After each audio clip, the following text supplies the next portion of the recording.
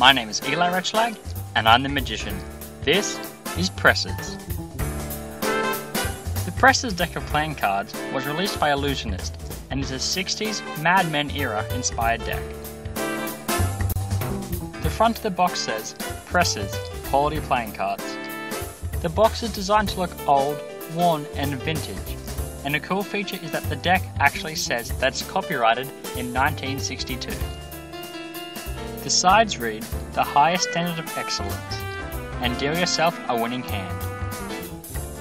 The back of the box simply has the back design. The bottom of the box has some copyright information.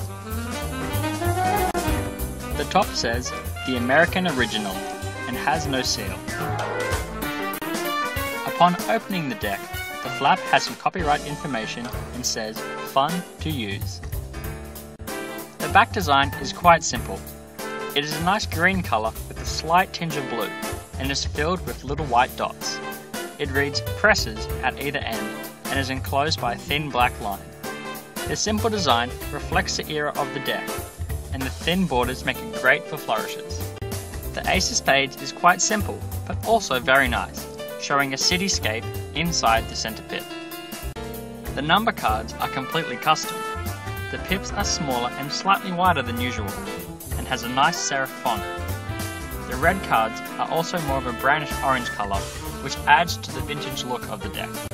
The core cards are also custom. They are illustrated in a comic book style, and all feature men and women drinking and smoking.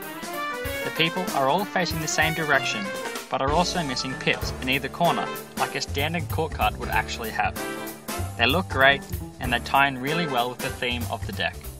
The jokers are illustrated in a pop art style, and are identical except for the coloration and the phrases that they are saying. You also get a card advertising the Presses deck, and another card advertising the 1800s deck. The deck is printed by the USPCC, and has what feels like air cushion finish.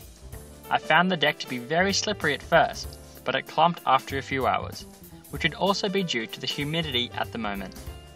The stock is quite thick and is snappy, making springs feel really nice. The thin borders and simplified 60s back design make it great for cardistry. The cards may be slightly too custom to use for general magic, but magic at a themed party would be fine.